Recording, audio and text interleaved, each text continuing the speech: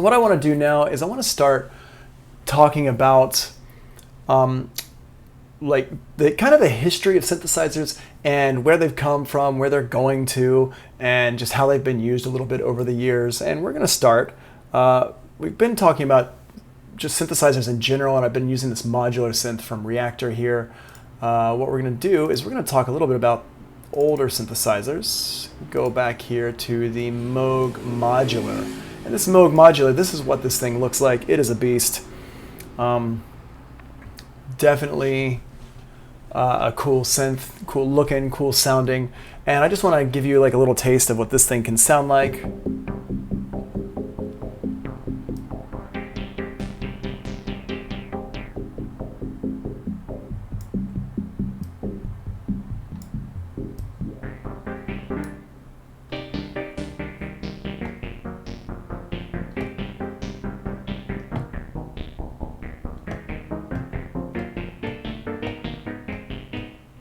Right? Pretty cool stuff there. Now what we've got going on here is we've got some oscillators here connecting up to, there's a sequencer down here, and we've got a filter up here, and everything's just kind of all over the place. But if I change this, if I go in here and I say, okay, let's check out some lead sounds, I can go in here to leads and I can just get up a basic lead, and you can see that certain things change in here.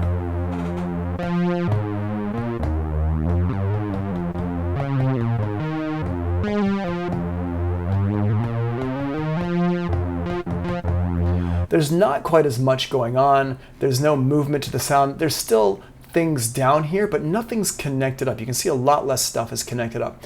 This is what we call a modular synthesizer. A modular synthesizer is kind of the beginning of synthesizers. Not the beginning of synthesis and not the beginning of audio, electronic, like audio, like musical instruments, but it is the beginning of like synthesizers as we know them today. They start off with Bob Moog on the East Coast and a guy named Bukla on the West Coast. We're going to come back and talk about that in just a minute. But Moog made these synthesizers, and on these synthesizers he had like keyboards on them. You can see there's a keyboard down here across the bottom, and they were made for musicians who already could play piano in mind. Moog started off making theremins when he was really young, and he kind of progressed into making synthesizers later on. And he's kind of considered like one of the fathers of synthesis. His company, Moog Music, is certainly very famous, and they make synthesizers that it's still around today. It's still making synthesizers today, still very famous, and they're awesome. I have a Moog Sub 37 in my studio, and I love it a lot. I just love looking at it. It's just super, super cool to even look at. So this is a modular synth, and the cool thing about these was that you could add in pieces as you wanted to go with it. The bad thing about them is they're huge. They're really big. They're also very expensive. You need a lot of modules to make some really cool sounds and stuff like that. But it was what it was at the time. Here's another version of a modular synth, just to show you some differences in what modular synths can look like. This one is a free one called Modular. It has a cool sound to it. I'm just going to flip through some of the programs for you. Let's see.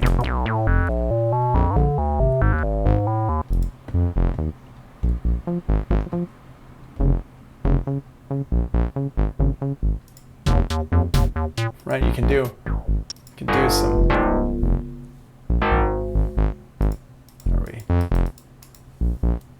What's happening? Oh, this one, I see what's happening. That's playing. I hit play on that, and that started playing. Let's go back to some of these beginning ones here. Now, for free, this is not bad at all. If like a free little modular synth, I don't actually know how to use this one very well. I just know that you have different. You can click up here and you can get into different like modules and stuff. And I just crashed Ableton Live. Yes, I love it when that happens. You can get into different modules up there, and as I said, I'm not really an expert on using that particular piece of software. I don't use it very much, but it does work. How do you pronounce modular? Modular? You came here to push buttons and turn knobs. That makes sense. Yep, Vacuum in Pro Tools is pretty cool. I like Vacuum a lot, actually. Okay, so we got this one here. I'm not going to click on Modular again. As a matter of fact, what I'm going to do is I'm going to delete that one now because I'm not sure what just crashed it, but that one didn't seem too stable. So after the modular synthesizers, what happened was the musicians that were using the modular synths came to Bob Moog and they said, hey, can you please make something that's a little bit more transportable? The modular synthesizers, they're cool, but they're these giant beasts and you have to kind of program them to, you know, patch cables around and all this stuff. And so Bob Moog said, you know what, yes, I can do that. And what he made was the Mini Moog. And the Mini Moog, what it did was, oh man, really? Okay, hold on a second. Let's grab the Mini Moog here, Monarch. There we go. What he did was he basically made, he took some of the modules from his big modular synthesizer. He took some of them and made them smaller and then put them inside of like a box so you couldn't change them around. You could only use them as they were. And he gave you some flexibility, but not very much flexibility. And that was the Mini Moog. And the Mini Moog, let's take a look at a picture here. Let's go on to Firefox and go to, not you. Let's go over here and go to Mini Moog Model D. So this one is the famous one, the Mini Moog, the Model D right here, boom. That's the famous one. Super, super cool. It was kind of transportable, especially for the time. Nowadays it would be considered really large, but at the time it was transportable. And you can see here, what I've got here up is a kind of a recreation of it. If you want to see a more, let's see here, Monarch Jupiter. I thought I got the, I guess I didn't get the Mini. So this is basically, this is the reactor version of the Mini Moog, and it's a,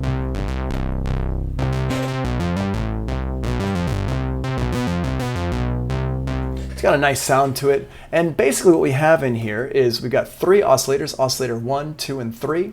We've got a mixer section for those oscillators, and so you can see here we're only using oscillators 2 and 3 right now because those are on, the volumes are up. This one, oscillator 1 is turned off. I can turn it on by clicking the button there. And then over here we've got our filters. So for example, if I turn my contour down, you can hear that.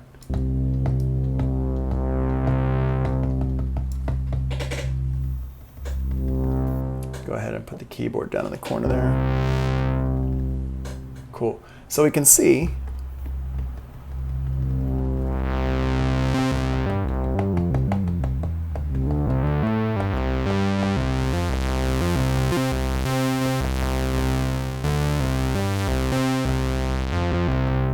I can sit there and I can play with that.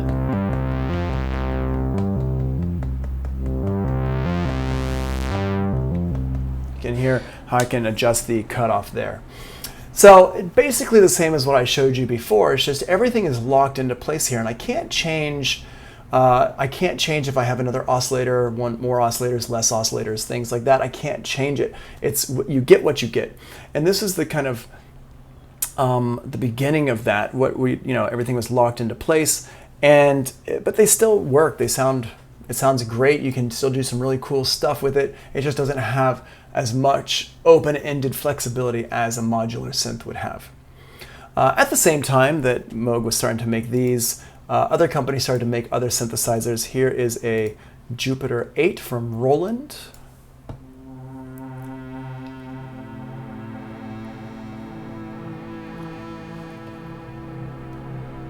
I can go in here, I can click around in these different banks to get different sounds.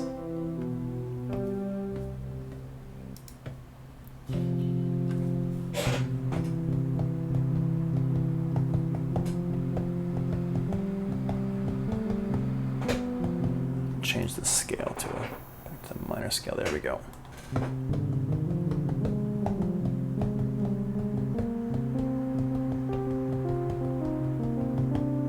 This one you can hear is polyphonic.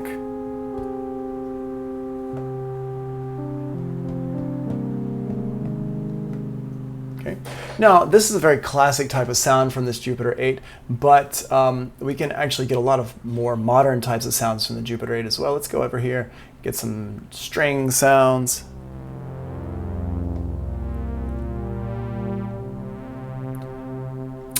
These Arturia sounds.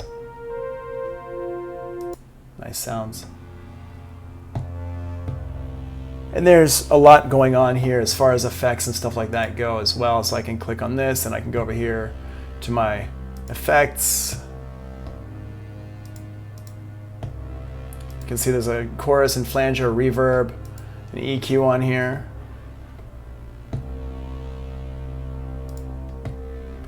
And you got some different stuff in here that the original Jupiter 8 did not have. It did not have effects like that on it or anything like that. If you wanted to add effects, you would have to add them your own effects processor yourself. Okay, so that's with the Jupiter 8, and that's like very classic for kind of pad sounds, even basses though. There's a lot of different bass sounds in here. You can do a lot with these things. Is kind of my point. Over here, I have the Bukla easel. Now, Bukla was making synthesizers around the same time that Moog was making synthesizers, and the big difference between these is that Bukla really their philosophies were different. Moog was like, you know what, synthesizers should be easy to play for musicians. The musicians can play them and should have like a normal keyboard and stuff like that. Whereas Bukla was like, synthesizers are not hindered or not restricted by, you know, normal keyboards and things like that, like what we've had for acoustic instruments for, you know, hundreds of years. We should make them new and modern and different. So Bukla, his approach to it was more of experimentation and weird sounds that you couldn't make using acoustic instruments, whereas Moog was more like something that musicians could play. And because of that, Moog's instruments became famous more quickly, because his were a little bit easier for people to understand, whereas Bukla's instruments were a bit stranger and weirder and a little bit harder for people to understand. So he didn't really kind of become more famous until later, although he was quite famous on the West Coast.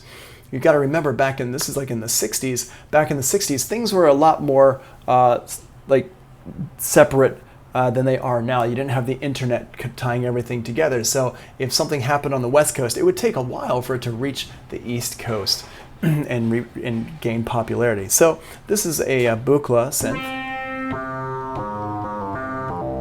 Can do some cool sounds with it.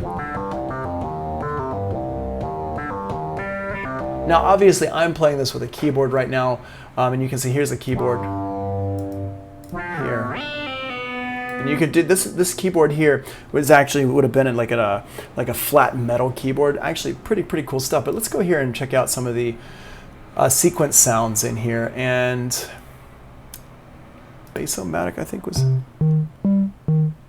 that's not interesting.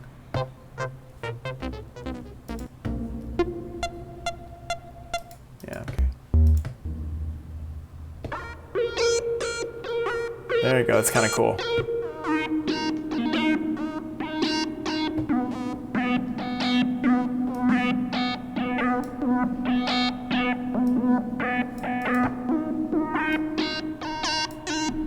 And if I start just adjusting these knobs,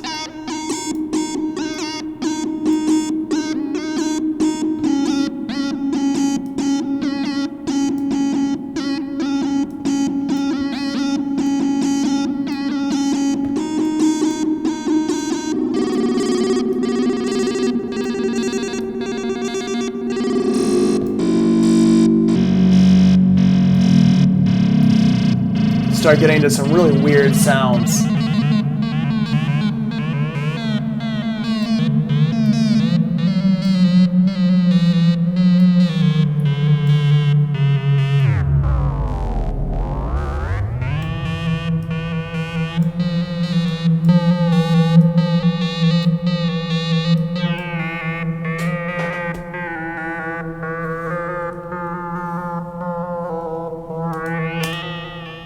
Cool.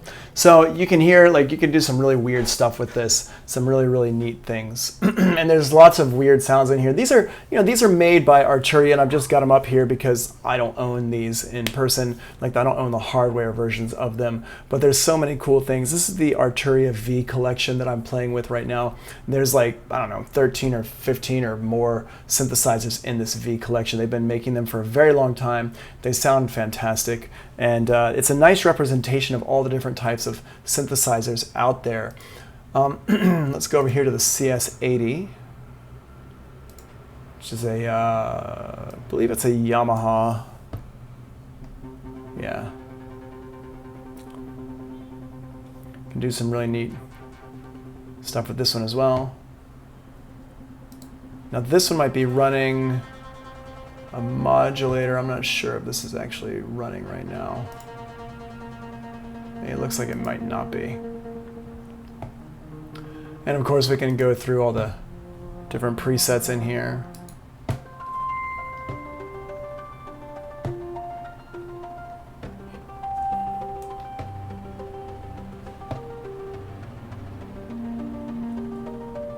If I hold down different keys on here, you can hear the arpeggiators playing, and you can, you can see all the different stuff in here, and we're going to come back and take a look at these in just a second to kind of break them down here, just to kind of pull everything together that we were talking about in the last video. And over here are some more modern synthesizers. This one is Serum, which I had some sounds loaded up in here, but they kind of got lost. Here was the analog. I think that was not the one I had, maybe it was, I don't remember. But here we can see, like, this is what a modern synth looks like, and what this one is a this is a wavetable synth. You can see the waves here.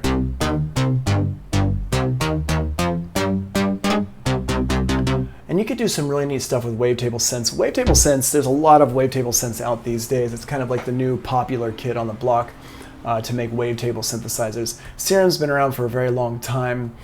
I mean, a very long time. It's been out for, I don't know, more than 5 years, probably like 10 years or something like that, maybe a little bit less than that. But it's really good because it's quite easy to program, and it also is relatively light on your CPU.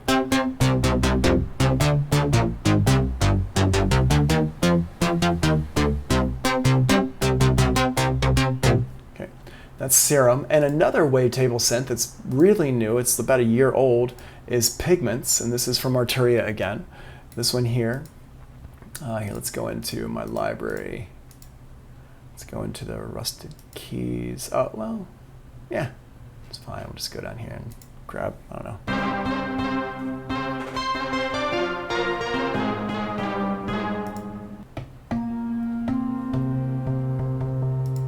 Okay, so you can see the sound here, and you can see how it goes through the waveform here. This is another wavetable synth. We have two different engines here. This one has an analog emulation engine, and it has a wavetable engine here. You have a lot of modulation sources, and you can have the destination be anything you want. It looks really complicated, but it's not super complicated. We're going to come back and talk about that in just a second here. So this is like an overview of just all the different types of synthesizers that are out there. Obviously, there's way more synthesizers. If we take a look at my plugins over here on the left, I've got so many of these things from different companies. You've got like Sonic Charge has a Synplant, which is an FM synth. I've got Korg here, which has I've got the M1, I've got the MS-20. I've got Sonic, I just said Sonic Charge, Yuhei, Diva, various ones in here. And down here, we've got Absinthe, and just so many of these things. Just, it would take us forever to go through all these. But basically, these are all synthesizers that are creating the sound on the spot right there. Not all of them, some of them are sample players. Now the difference between a sampler and a synthesizer is the sampler has a pre-recorded sound in it that you've recorded at some point in the past, and it's playing that sound back to you. Whereas a synthesizer is generating the sound right there. So the sampler is pre-recorded sounds, drum hits, violins, horns, stuff like that, and a synthesizer is creating the sound right there on the spot. Samplers are great for acoustic instruments and great for acoustic sounds. Synthesizers are great for machine sounds, synthesizers and stuff like that. So many cool things in here though. I mean, there's so much out there to get, and so many possibilities of sounds that you can make. And I have a bunch of analog analog and digital synthesizers hardware, but I don't have them here right now. I've got them all in my other studio. So that's kind of the basics of that right there. So let's just go back and take a look. Now, if we look at our basic modular synth, which is no longer there because it crashed on me. Well, if we remember from our notes, we have an oscillator, a filter, and an amplifier are the parts that go into a synthesizer. So let's just take a look at Monarch here. Let's start with Monarch. I'm not going to do the modular synth, the big one, because it gets confusing. But with Monarch, and here, let me grab a,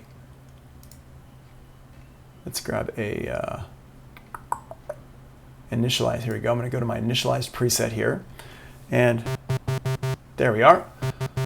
Now, if I want to dial in another oscillator, what I can do is I just go over here. Here's my volume level for my other oscillator. Let me go ahead and zoom in on this and turn this down. I'm going to turn it on. We can hear, I can pull that sound in. If I turn this one off, see, this is just the higher one and the lower one here. And here's our octave.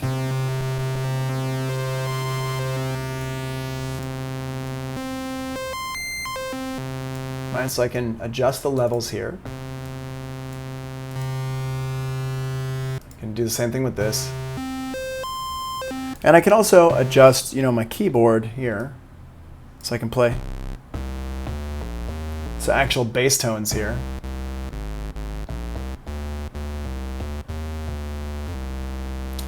So I got that there, and if I pull this one up here,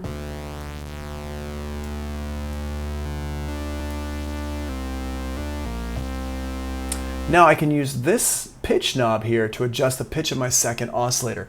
The first oscillator, the frequency is just controlled from my keyboard. The second oscillator, I can control it. It's obviously being controlled from my keyboard. If I want to adjust the pitch though, watch this.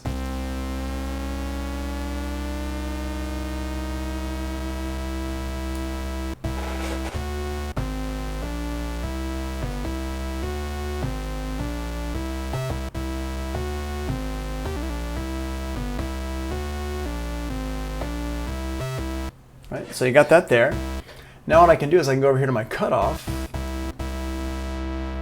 and adjust the cutoff here. That's my filter. So everything starts here with my oscillators, and I can change my waveforms.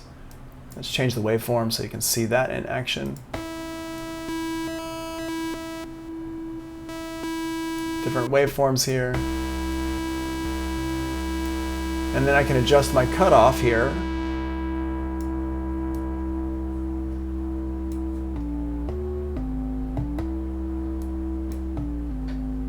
I can adjust my resonance. Now watch what happens. Listen to the low end when I adjust the resonance. See here that low end kind of goes away a little bit. And now it comes back in. Now one of the cool things is the resonance on these Moogs .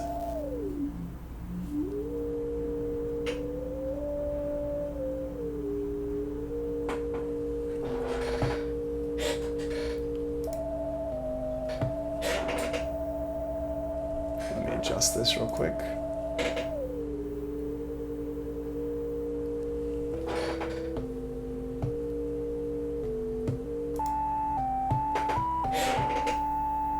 Okay, so you can hear that as I'm turning those on.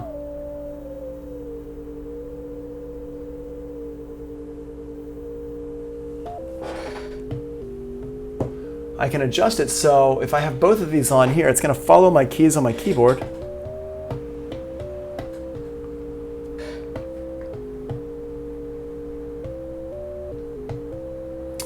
Nico says, does wavetable synth just mean there's a visual representation of the wave, kind of like an organ when you pull on a stop? No, wavetable is a bit more involved than that. It actually has a waveform that you can cycle through with the synth. It's really cool. We can talk more about wavetable synthesizers another day. But here you can adjust this, and we can see that even with, here, let's see.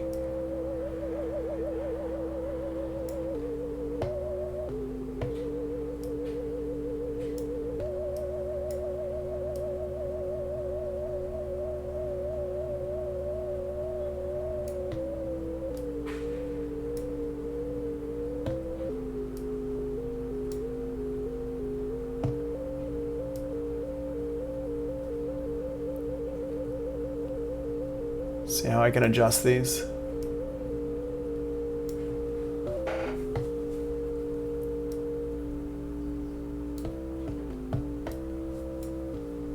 So some pretty cool stuff you can do with this. I'm a big fan, obviously. Monarch sounds great. It doesn't come with the free version of Reactor. It does come with Complete, however. So highly recommend that. Monarch's one of my favorites for this kind of sound. But as you can see here, if I say, let's say I go into a preset here and I say, okay, I want to pull up a bass sound, and I go over here to my bass and I go to Gabina. And I say, okay, that's cool, but maybe it's a little bit bright or something, so I can take my cutoff and I can adjust the sound right there. Now, I don't really know much about the sound. I didn't make the sound. But I know that usually the cutoff over here can make the sound a bit darker or brighter. I can adjust my contour, so make it a bit more steady. If I don't want it to be sustained quite as long, if I want it to die off a bit more quicker.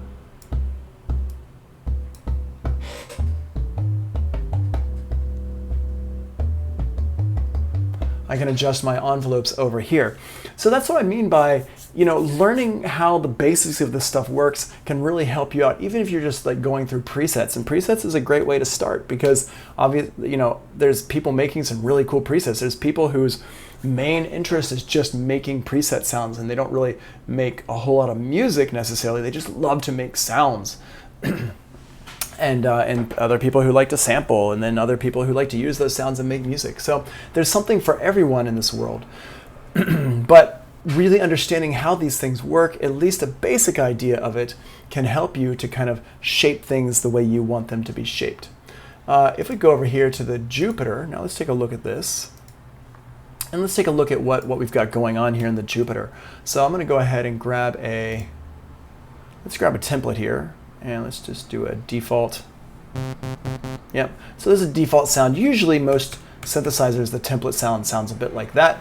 Over here we have our VCO 1 and 2. VCO stands for voltage controlled oscillator. VCO 1, VCO 2 is just our oscillator here. So if I change this,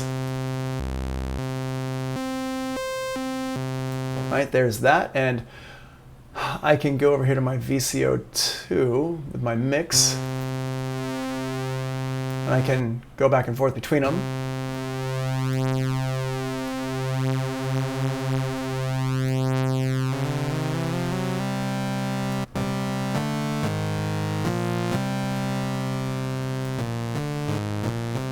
Okay. Now what you'll notice is this one only has 2 oscillators as compared to that Monarch's 3 oscillators. This one has 2 oscillators.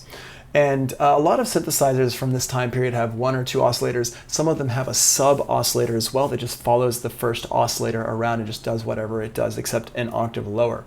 On here we've got these 2 oscillators. Now over here is my VCF, which stands for voltage controlled filter. Most of these, if you just look at the last letter, that gives you an idea of what it means. O for oscillator, F for filter, A for amplifier. On here, there is no amplifier. amplifier knob or anything like that, but here's our envelopes right here, so these probably have something to do with our amplifier here. So if I go over here to my filter,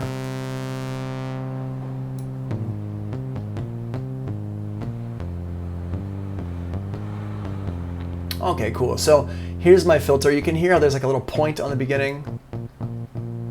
What this point is that it means that it's going for my envelope number 1 here. So if I go to envelope number 1, and I want that point to be longer, I just turn up my envelope number 1 over here. Now if I wanted this to be like a kind of like we talked about 808 type of sounds, like a plucky sound, I can adjust that here. Like a lot less though.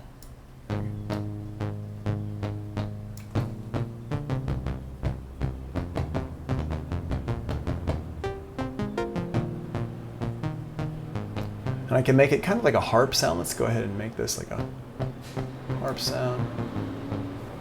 Let's play it higher. I'm gonna go ahead and move this to there. There we go. Starting with the sawtooth wave is not great for making a harp type of sound. A harp is like a bit more hollow, like a square wave. Okay, cool. So we got that there.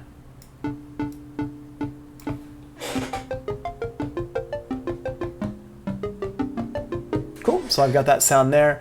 And you can see how I just kind of started with it. And there's not, it's a little bit confusing, I guess, but really if you know the synth, if you know what all these things mean, the oscillator, the filter, envelopes, and you kind of know how they work on anything. I'm not an expert by any means at programming a Jupiter 8.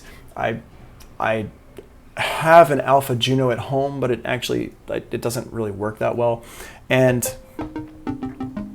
this is not a plugin that I go to very often, but even without knowing it that well, I can still program sounds on it. So pretty cool stuff.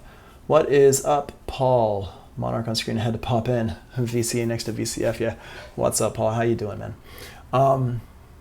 So it's also overcast here in New York, just like it is in Maryland, it sounds like.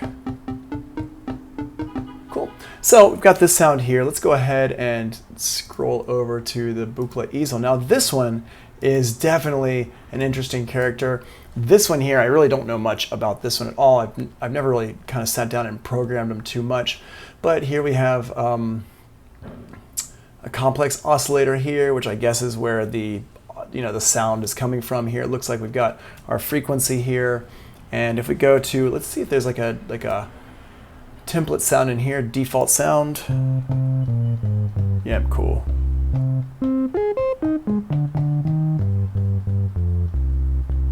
All right, so with this kind of default sound here, you can see there's a lot less kind of happening with stuff. And if I mess around with some of these, like, nope, doesn't do anything. Nope, these don't do anything. Yeah, so this one here is very different from the other one.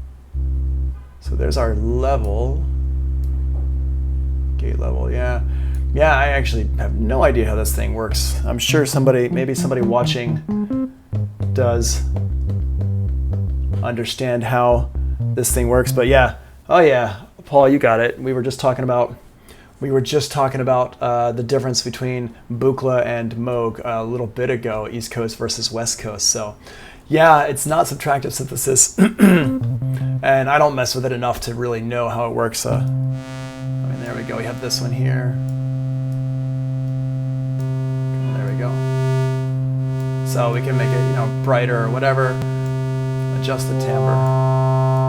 There we go. Yeah. Well, let's turn that down. If I have a place where I can turn that down, besides just my level over here. There we go. Just turn it down there. Cool.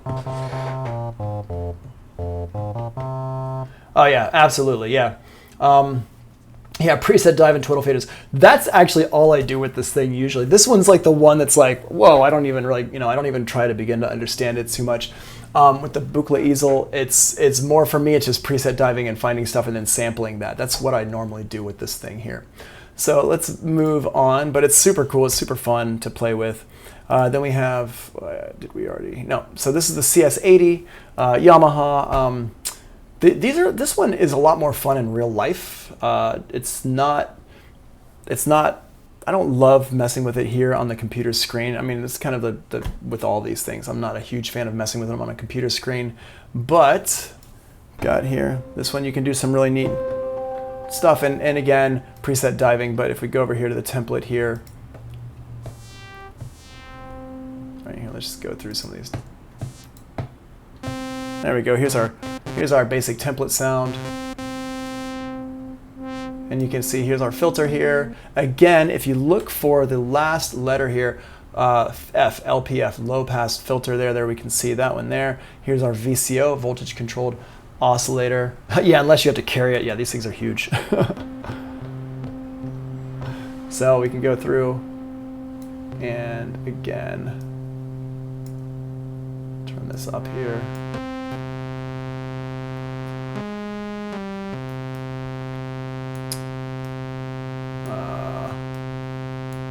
Well, again, we're running into, I don't really mess with these things too much. I usually just play with the presets on this one as well. But we've got our oscillator here, oscillator VCO right here, and looks like we got two oscillators here, 1 and 2 here, and they go in here to the filters, 2 filters here, and then the amplifier, and then touch response. Well, I don't know what that means.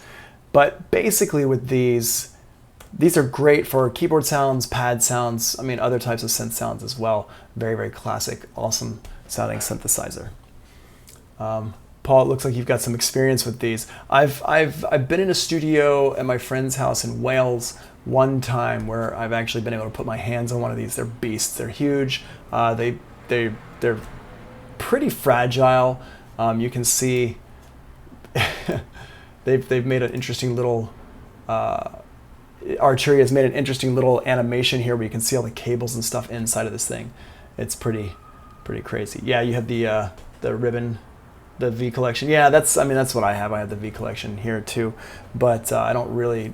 I've got so much of these things that I actually haven't really dived into this one too much to do sound design, because I'm not a huge sound design fan. I'm actually more of just like, I like to bring up presets and then tweak them out a little bit. Let's move on here to Serum. Serum I do know a bit more about here. We got this bass sound here. Let's go ahead and grab a, let's see here. The one thing I don't really know how to do though is get to a, hold on. Initialize preset, there we go. So here's our initialized preset.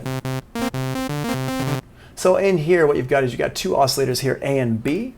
And with this, it's, like I said before, it's wavetable synthesis. So wavetable synthesis, what this means is we can go in and grab some kind of a wavetable, like a sound in here. So let's grab alien spectral sound. And what this does is it has this waveform here. And what we can do is we can use the wavetable position here to change the sound, to kind of morph the sound.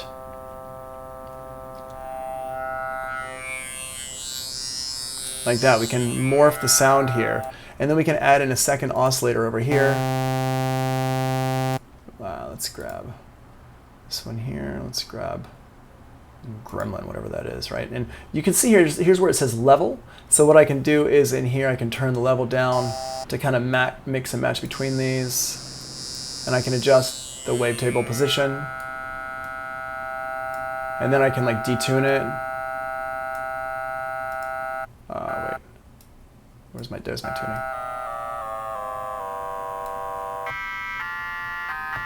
Now if I wanted to add a filter into this, and a filter like this, you notice how, what's happening. So this is a low pass filter.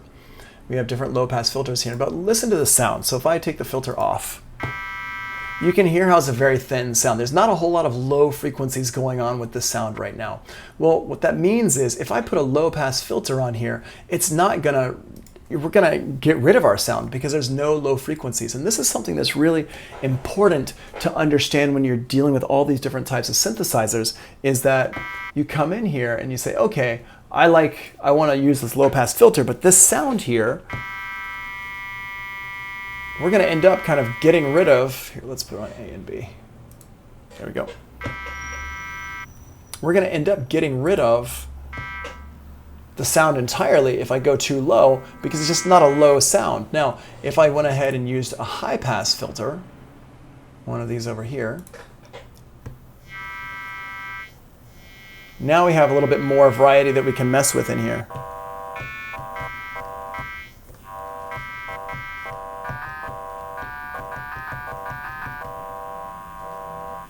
Right, so there you go there. Now, if I wanted to take my LFO, the LFOs are down here. There's 4 LFOs, and I can take my LFO and I can attach it to my cutoff here. And each LFO has a rate and some other parameters, and I can go ahead and mess around with this here, and I can adjust my rate.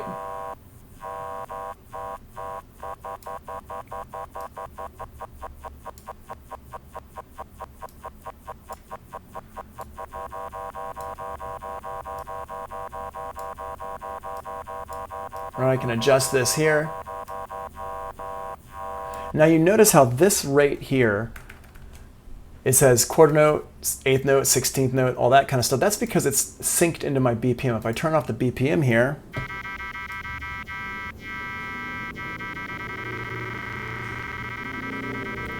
and I can have it adjust less by clicking over here and dragging.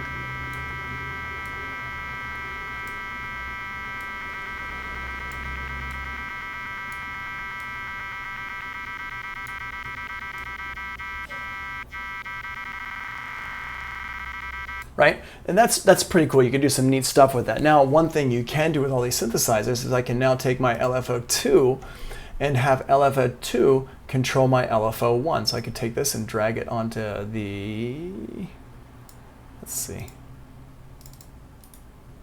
Forget how I do this to go from one to the other.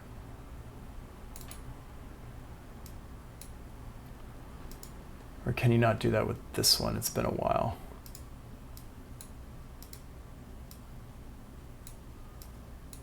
I know there's a way to do it, but I don't remember what it is right now with this one here, or maybe the mods over here. Oh, envelope here. Let's do it with the envelope. So I'll go over here to envelope 2, and we'll drag that down here to our rate. Put that on there. So now with our envelope 2, let's turn our attack up like that. So it's a nice slow attack and a nice slow release. And our, let's go with our sustain a little bit less. And now if we, so you can see how that works there. Let's go change our envelope number 1 here to be a little bit less of a, there we go.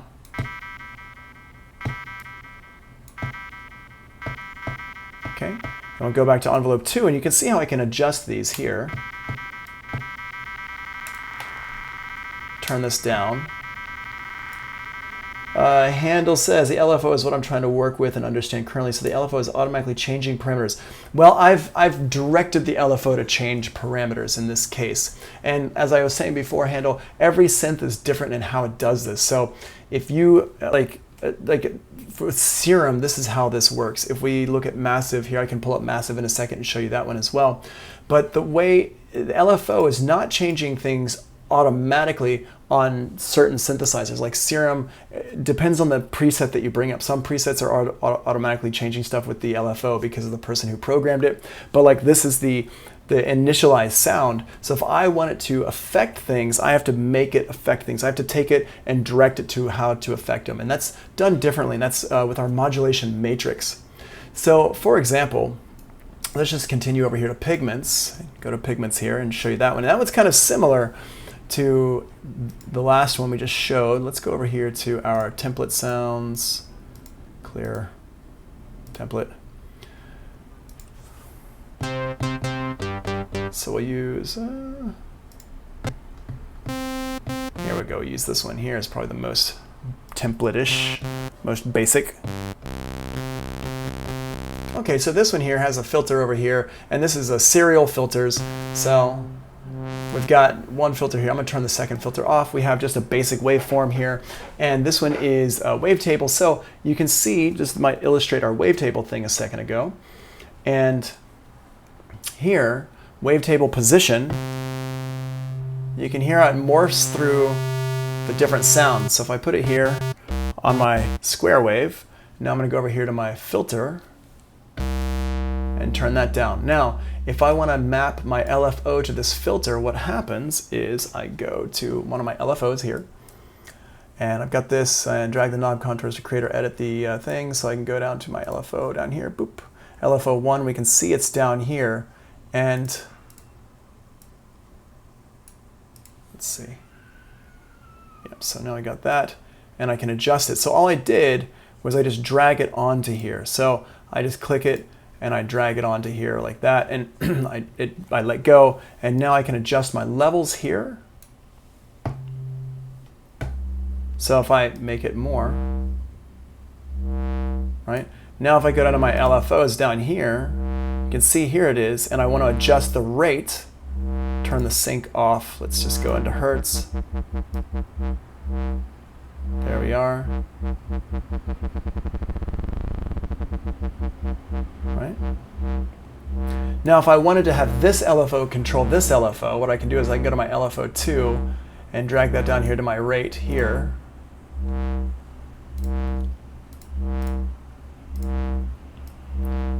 Come on. There we go. And I can adjust this so one affects the other.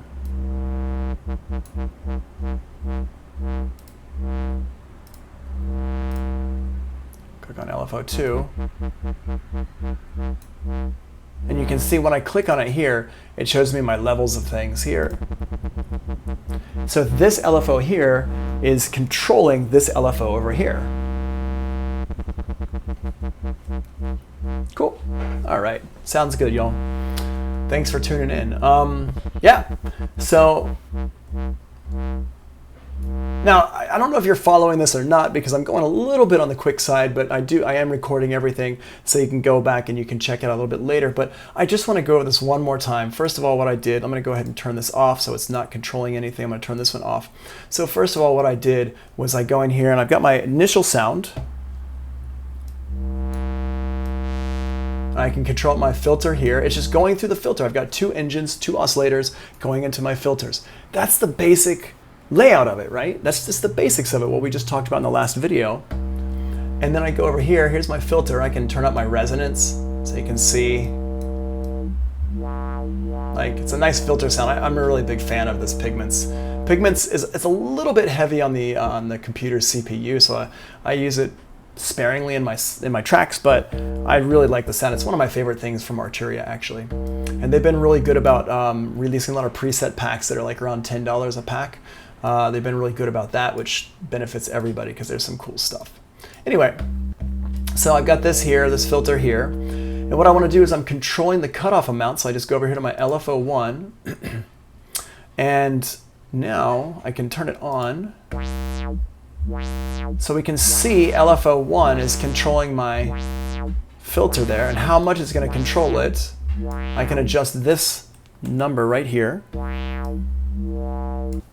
Or I can go over here to my filter cutoff and I can click it here.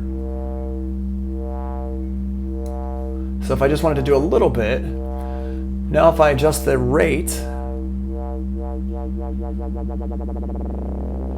right? See how cool that is? Yeah, nice. But let's do it one more step. This is what I was doing just a second ago, is I want this LFO here to control how fast this LFO here is moving.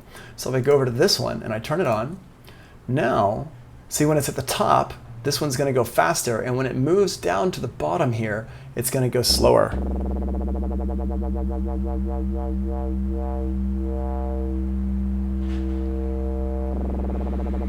See how cool that is? And I can make adjustments here.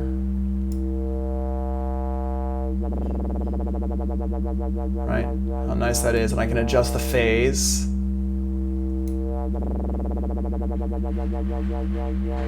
Neat stuff. And I could adjust my waveform as well.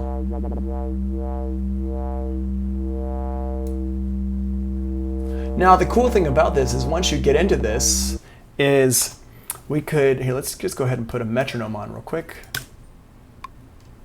Make this a little bit faster. Okay, so we got that metronome there. Now what I can do is I can assign this LFO here to follow my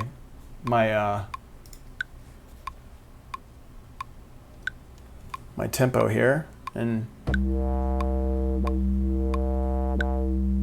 let's make it a little bit slower.